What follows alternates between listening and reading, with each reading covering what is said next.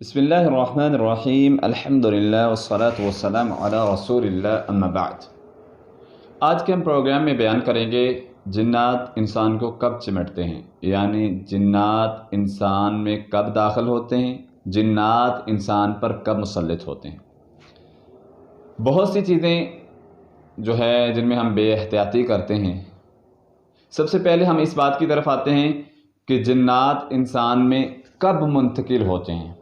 تین چیزیں بیان کی جاتی ہیں۔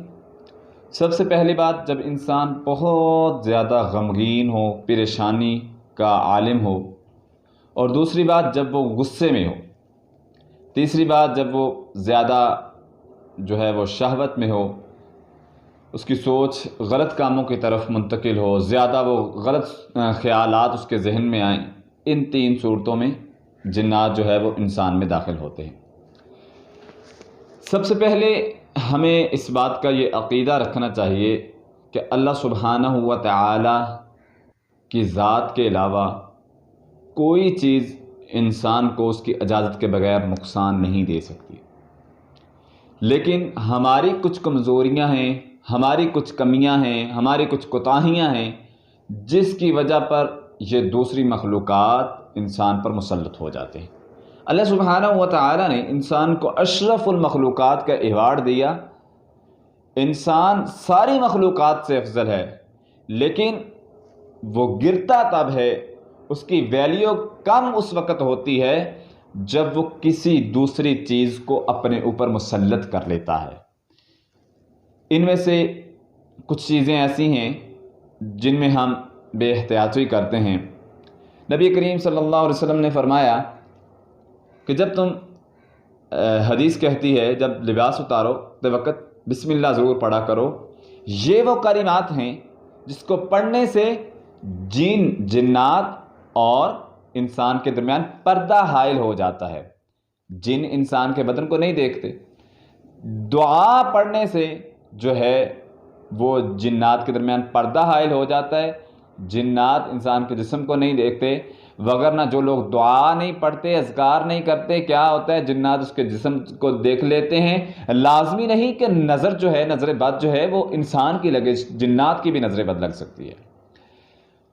اور دوسری بات جو ہمارے ہاں بڑی بے احتیاطی کی جاتی ہے وہ یہ ہے کہ واش روم میں جاتے ہوئے، قضائے حاجت کرتے ہوئے ہم دعا نہیں پڑھتے۔ رسول اکرم صلی اللہ علیہ وسلم نے فرمایا جب بیت الخلاء میں جائیں یعنی واش روم میں جائیں تو دعا پڑھیں، بسم اللہ اللہم انی اعوذ بک من الخبث والخبائث۔ اے اللہ میں ان تمام شریر چیزوں سے، شیطان، جننیوں اور جنوں سے تیری پناہ چاہتا ہوں۔ یعنی نبی کریم صلی اللہ علیہ وسلم نے فرمایا دعا کا اہتمام کریں۔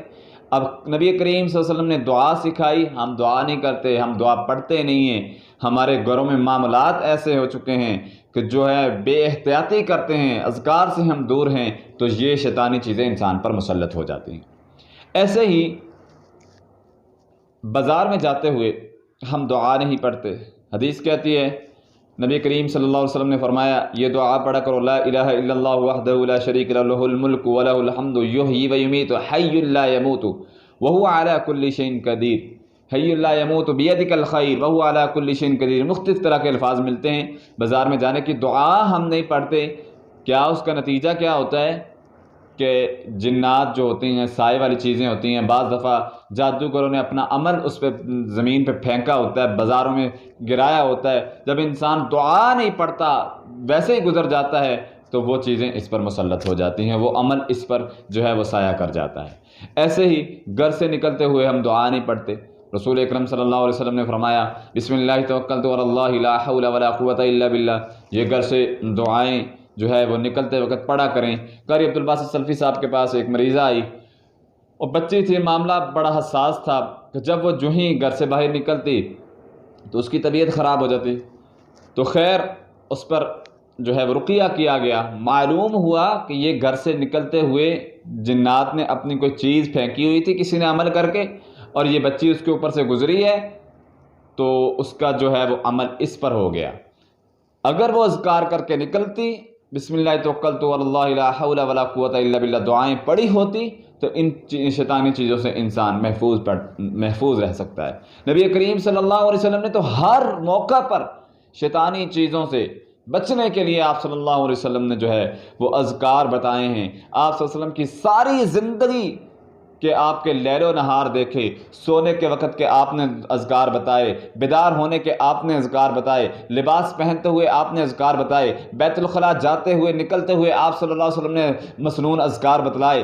ایسے ہی نبی کریم صلی اللہ علیہ وسلم نے حفاظت کے لیے صبح شام کے اذکار بتلائے، جنات کی حفاظت کے لیے، شریر لوگوں کی حفاظت کے لیے، شریر چیزوں کی حفاظت کے لیے نبی کریم صلی اللہ علیہ وسلم نے تمام تر اذکار بتلائے۔ بازار جاتے ہوئے، گھر سے نکلتے ہوئے، گھر میں داخل ہوتے ہوئے، بیت الخلاء جاتے ہوئے، بیت الخلاء سے نکلتے ہوئے، رات کو سوتے ہوئے، بیدار ہوتے ہوئے، کھانا کھاتے ہوئے، کھانے کے بعد کے اذکار، گویا کہ نبی کریم صلی اللہ علیہ وسلم نے ساری کی ساری انسانیت کو رہنمائی کر دی ہے۔ ہم پر یہ چیزیں کب مسلط ہوتی ہیں؟ جب ہم اذکار سے دور ہوتے ہیں، جب ہم جو ہے وہ نماز سے دور ہوتے ہیں، ہم نبی کریم صلی اللہ علیہ وسلم کی سنتوں سے دور ہوتے ہیں، مسنون اذکار سے دور ہوتے ہیں، آپ کے بتائے ہوئے طریقوں سے دور ہوتے ہیں، تو یہ چیزیں ہم پر مسلط ہو جاتی ہیں۔ اللہ سبحانہ و تعالی ہم سب کو نبی کریم صلی اللہ علیہ وسلم کے بتائے ہوئے طریقے اور مسنون اذکار پر عمل کرنے کی توفیق عطا فرمائے۔ اقول قولی ھذا